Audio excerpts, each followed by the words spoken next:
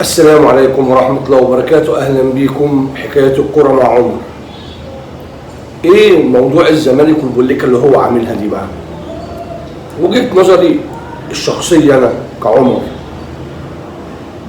الزمالك خايف يلعب مباراة الأهلي، عايز يعيش أكبر وقت ممكن على الإنجاز اللي عمله في الدور الأول بفوزه على النادي الأهلي. طيب هو لو لعب الاهلي كمان هيحصل ايه؟ لو لعب الاهلي واتغلب منه هتطير منه فرحه الفوز بالكونفدراليه، الخسائر كتير، بجانب ان هو عنده غيابات كتير مهمه جدا.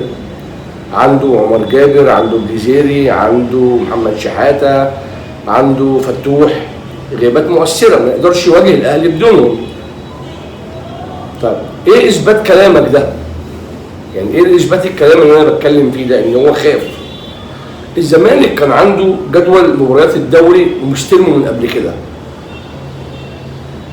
وليه؟ وفي فرق هو لعبها دور اول ودور تاني. وكان يقدر ينسحب قبل ماتش فاركو، بما ان هو بيقول ان التحكيم بيعطل مسيرته ومفيش تكافؤ فرص من وجهه نظره انه اتظلم في ماتش المصري. طيب تمام. كان بعد ماتش المصري كان في ماتش فاركو، كان ممكن تنسحب. انما هو ماتش الاهلي تحديدا هو مش عايز الاهلي وهو بيقابله السوبر الافريقي يكون عليه سبق معنوي. قلت الكلام دوت وكتبته في التويتات. البعض يعني خد الموضوع بهزار، لكن طلع النهارده ما يثبت رؤيتي في الحته دي. شوفوا كده معايا البوست دوت. الاستاذ عمرو الدرديري بيقول: مبروك عليكم ال3 نقط، انا عارف انتوا زعلانين، كنتوا عايزين تلعبونا عشان تكسبوا عشان تعوضوا وتردوا اعتباركم اللي اتبهدلوا.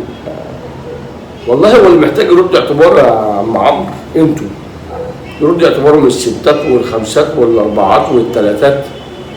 بس انا يعني البوست ده اثبت لي صحه وجهه نظري.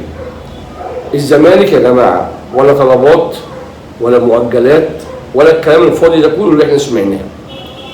الزمالك هرب من مواجهه النادي الاهلي، دي جزئيه. هي الفكره كلها هو هرب، لكن الهروب ده فيه فخ. بمعنى تعالوا نشوف البيان فيه جملتين من وجهه نظري انا مش صح. هو بيقول اعتذار لأسباب قهرية. أولاً هو اسمه انسحاب. ثانياً إيه هي الأسباب القهرية؟ اللائحة بتقول إن الأسباب القهرية دي بتكون إن الفريق اتأخر عن موعد المباراة، بيكون الفريق العدد القومي بتاعه مكملش، ما استلمش الحكام بطاقات اللاعبين. دي الأسباب القهرية الموجودة في اللائحة. انت ما عندكش سبب من ده. طيب انا من وجهه نظري الشخصيه ان كان المفروض النادي الاهلي يروح المباراه. ليه؟ يروح المباراه ويقف في الملعب والحكم يصفر انسحاب ويكتب في تقريره ان الفريق الثاني ما جاش، تجنبا وتحسبا لاي تلاعب بالالفاظ. لان احنا ما نضمنش الرابطه او اتحاد الملوخيه اللي عندنا ممكن يعمل ايه. ممكن بعد فتره يقول لك راينا الاسباب القهريه وبناء عليه تعاد المباراه، ونخش بقى في مشاكل. والاهلي مش هيعيد، بس هنخش بقى في مشاكل كبيره قوي.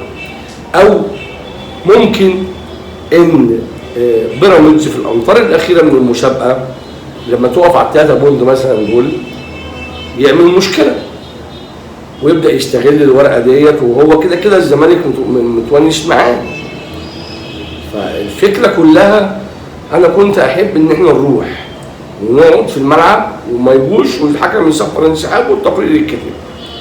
لكن هو في الاول والاخر هو في جواب جه، بس انا مش يعني انا ليه هتقولوا ايه سوء الظن ده؟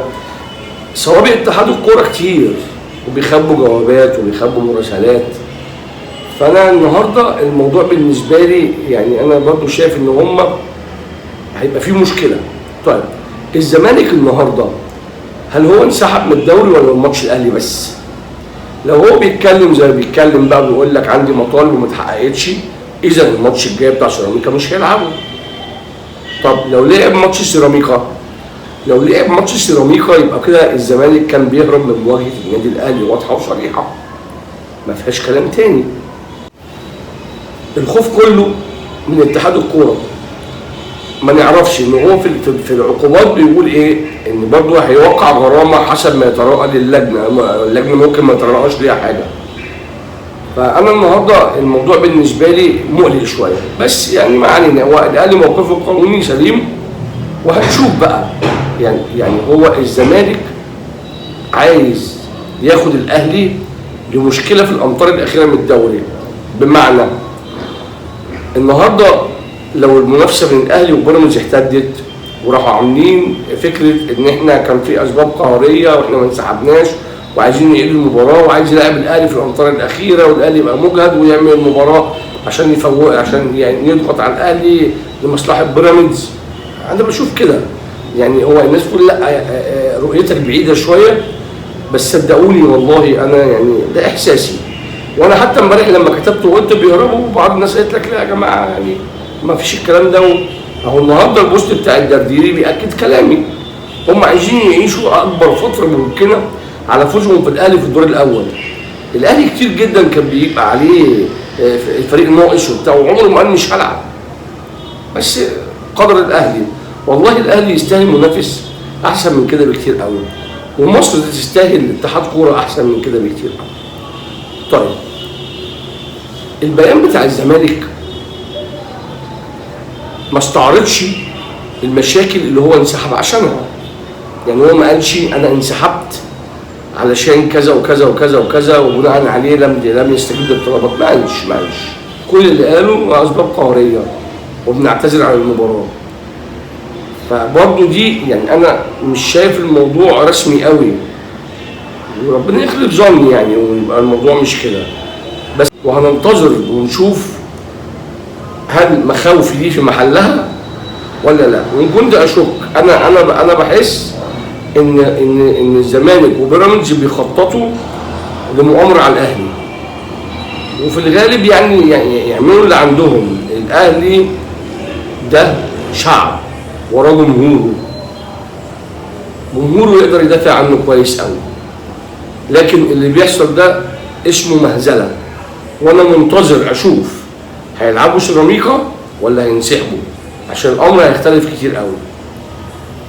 وبعد ما يطلع القرار بتاع هيلعبوا سيراميكا او مش هيلعبوا، هنرجع وهنتكلم مع بعض وهنشوف، وفي الاخر هنقول ايه، مبروك على الاهلي ب3 نقط، ريحونا وخدنا 3 نقط، الفرقه خدت فتره من الراحه، ومتشكرين لكم ونقوم الواجب، واشوفكم على خير. السلام عليكم ورحمه الله.